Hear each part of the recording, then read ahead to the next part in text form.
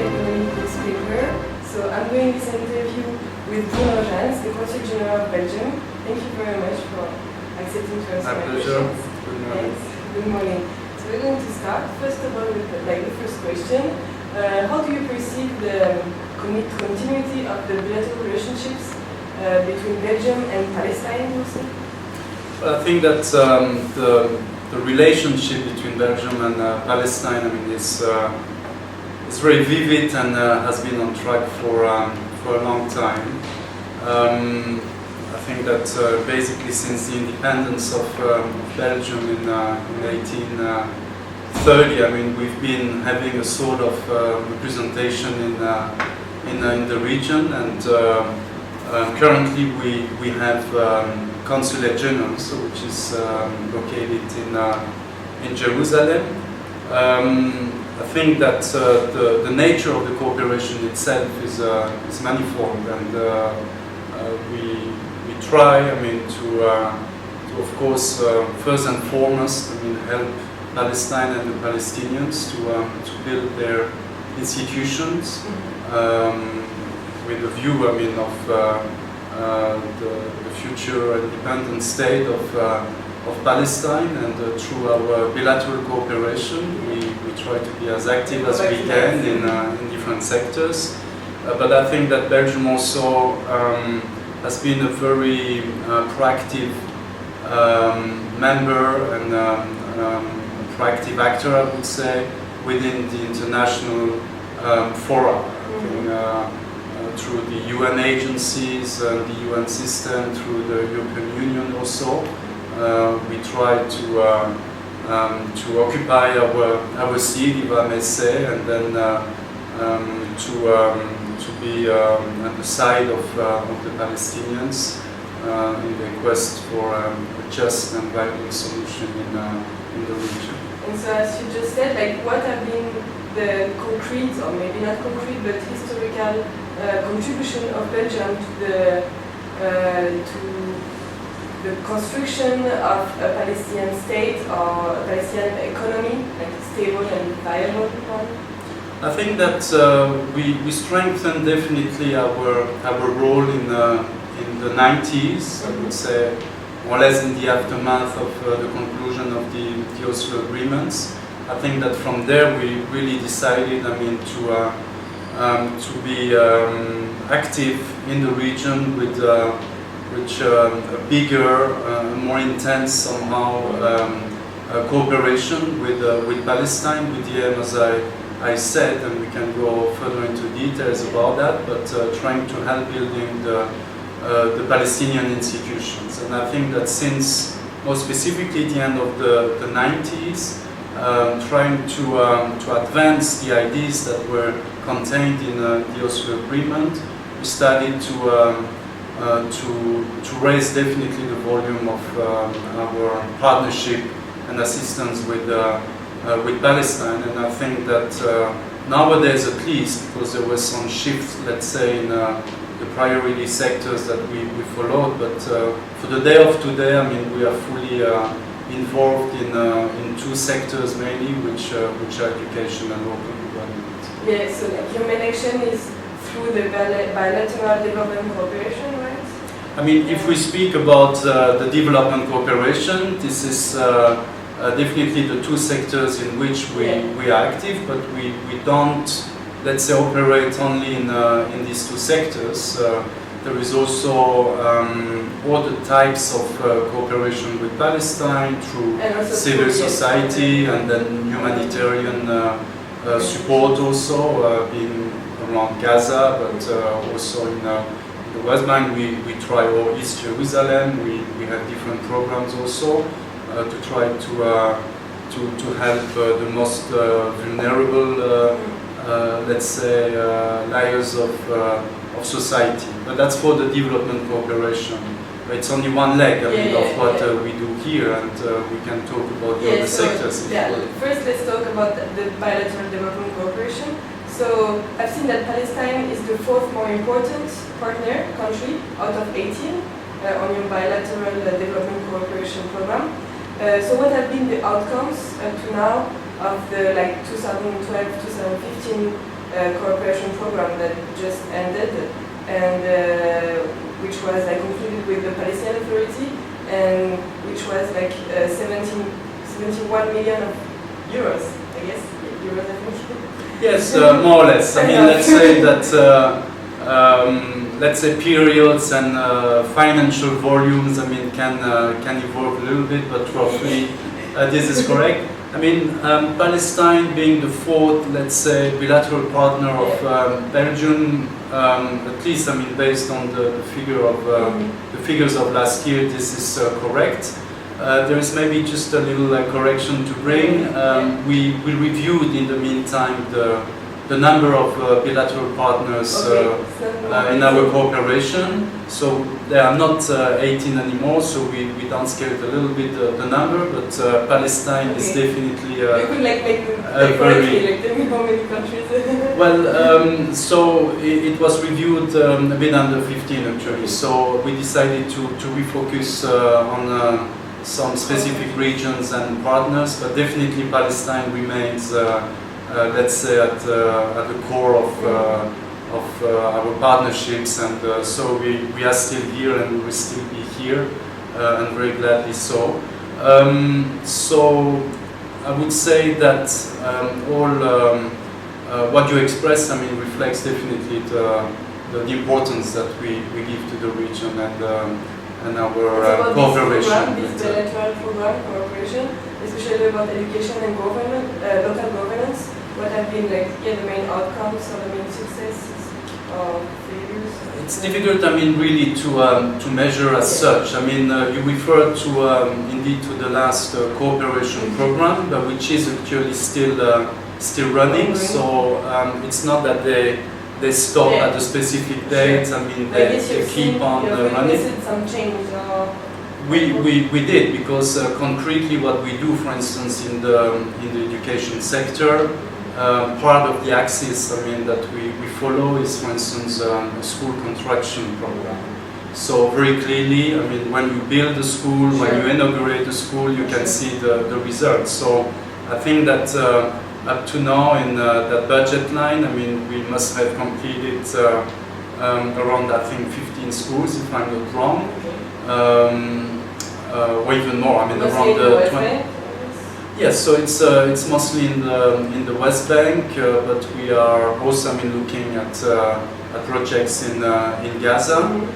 We do it either directly based on, let's say, Belgian funds through the implementing agency, which is the so-called BTC, the Belgian Technical Cooperation.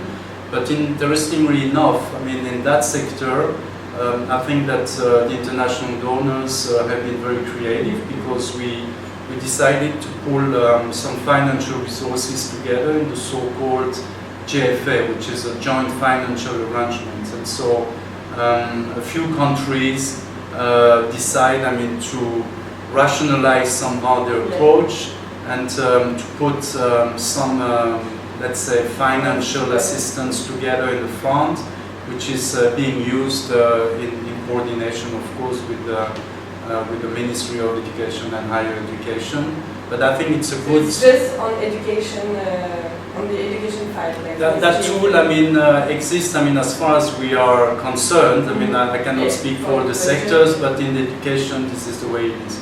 But we do school construction, but not only that.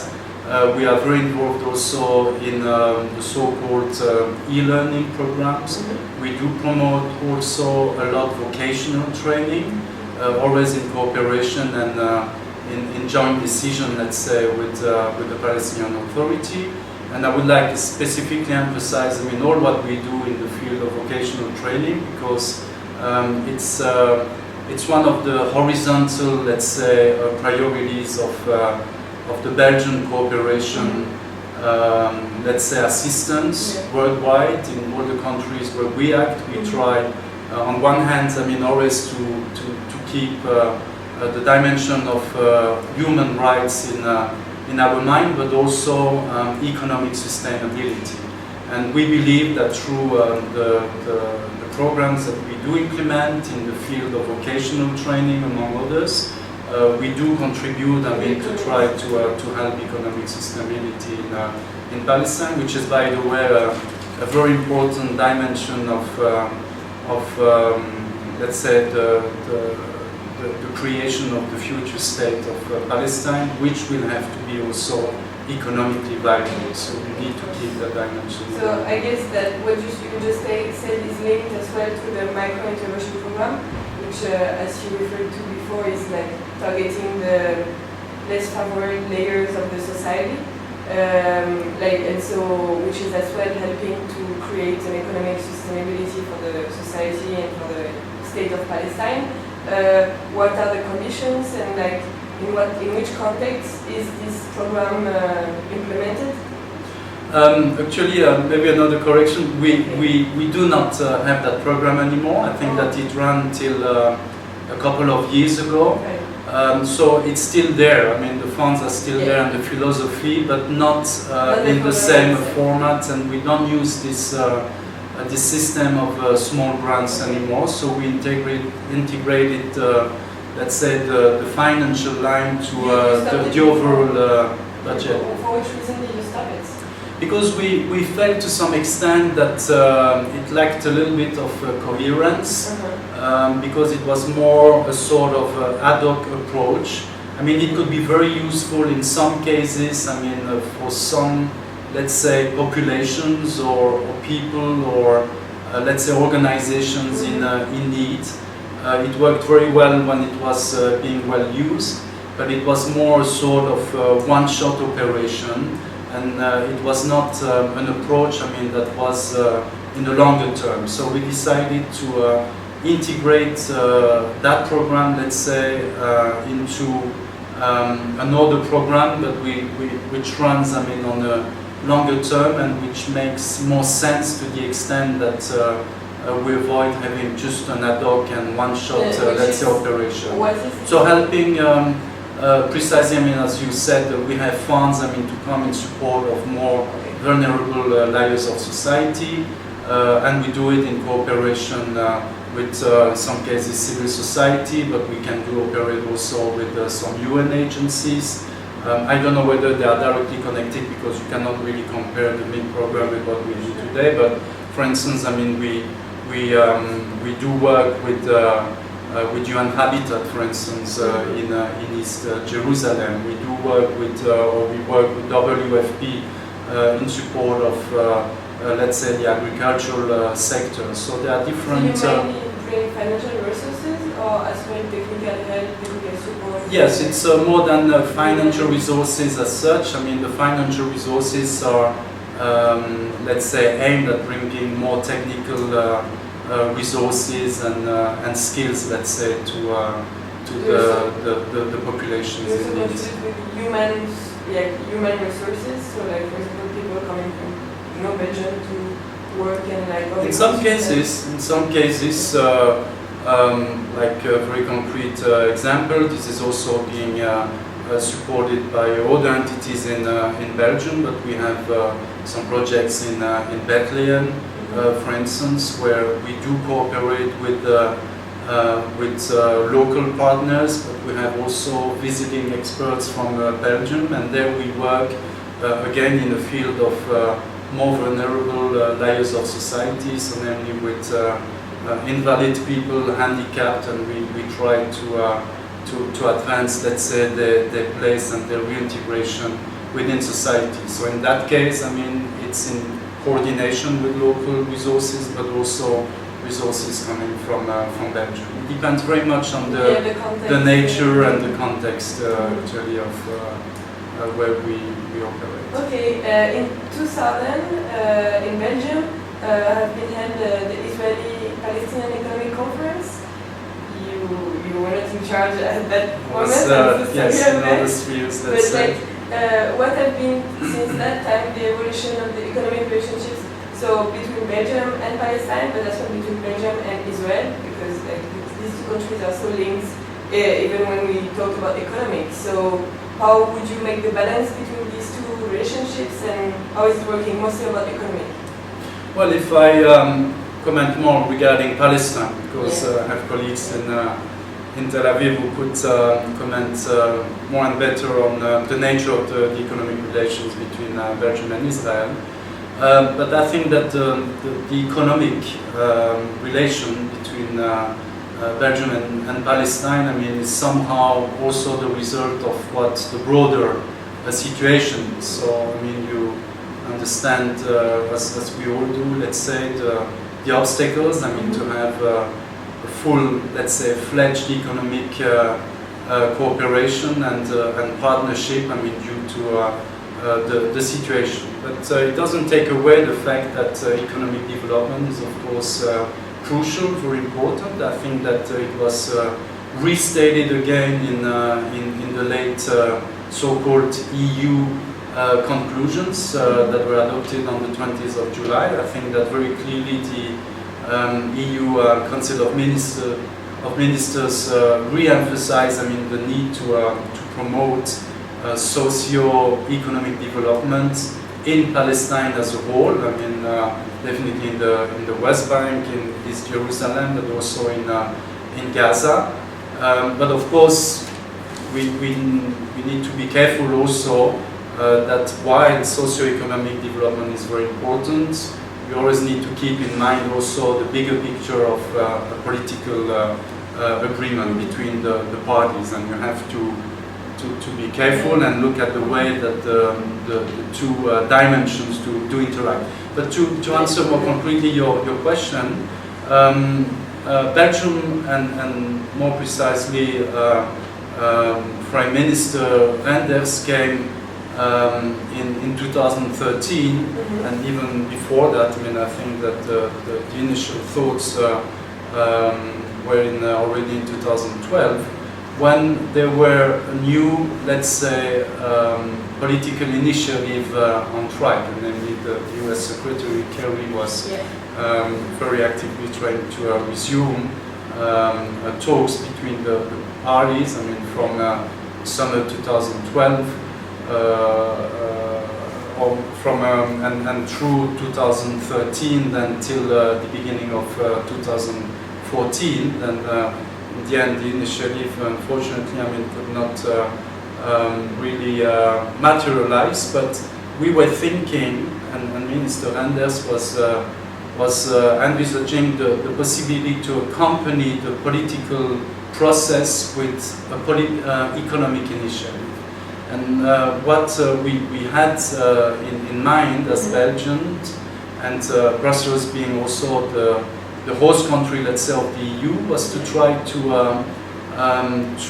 think of an economic initiative that could have taken place in Brussels, again to accompany the political efforts by US Secretary Kerry.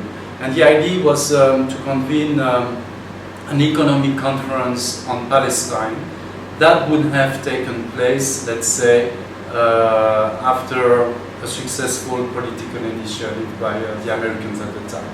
I mean, we know that it didn't work, but still, I mean, the offer by Belgium is on the table, and when the context will be there, when the political conditions, I mean, will be conducive to having also in parallel an economic initiative, Belgium and the Foreign Ministry in Belgium, I mean, would be happy to facilitate, let's say, the convening of such a conference in Brussels. And it was also the idea when we thought of the event a couple of years ago, to do it in coordination with our EU partners, the American partners, but at the time also the quartet.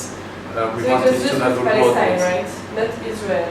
Like, it was focused on Palestine. I think that the idea, I mean, if the political, let's say, context had been there and was opening, let's say, new doors, I mean, for, let's say, political successes regarding the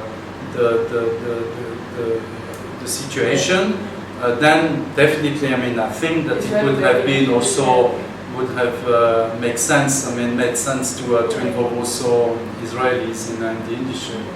But as I said, I mean, unfortunately, the talks did not succeed, and so we could not implement that project. But again, I mean, we would be, as Belgians, and together with our EU partners, be very happy to facilitate such a conference. I mean, if and when the time will be appropriate.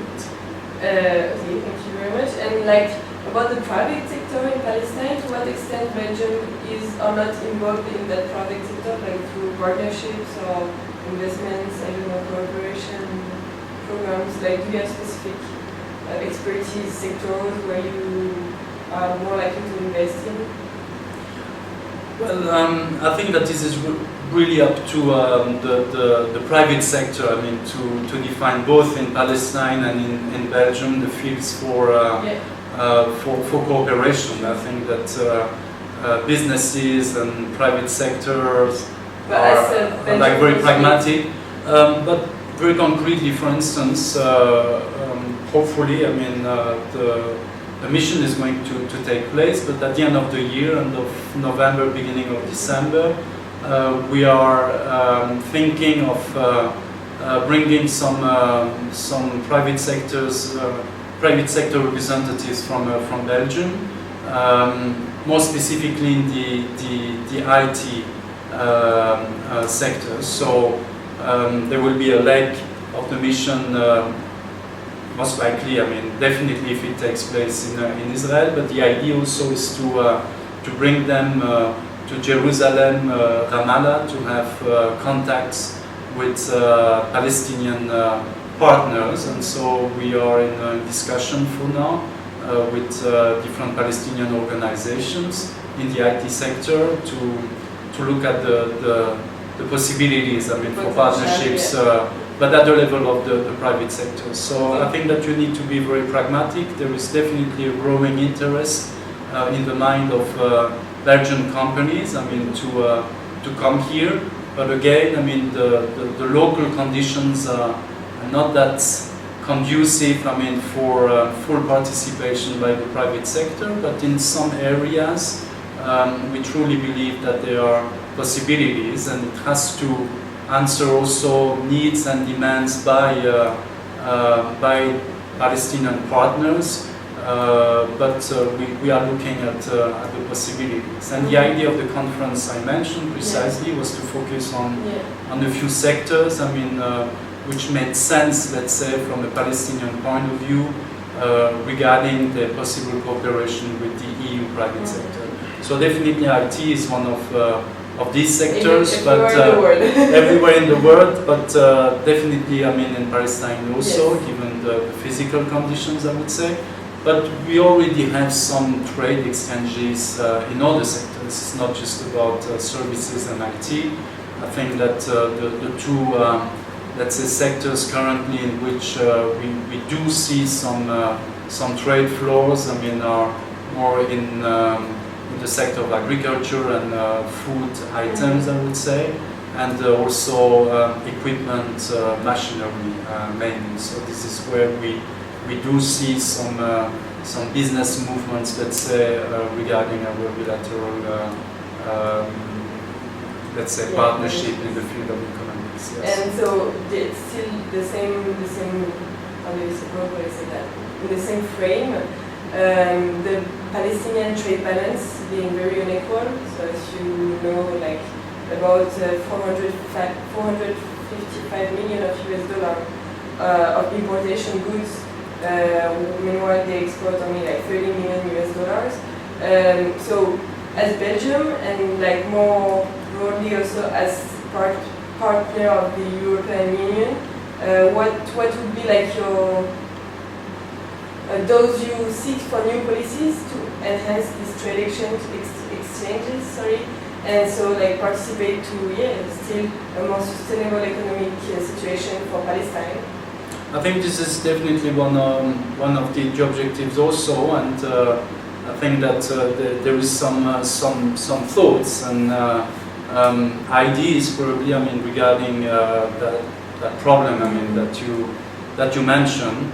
It's not for Belgium as such. I mean, we do speak then about the EU trade policy, and there is a lot, I mean, that could be explored regarding the so-called existing agreements, for instance, which you could, not saying review, but look at the way, to implement them, in a way that would also help definitely economic development in Palestine. But again, this is not my register, but this is certainly a priority which is in our mind. Yes.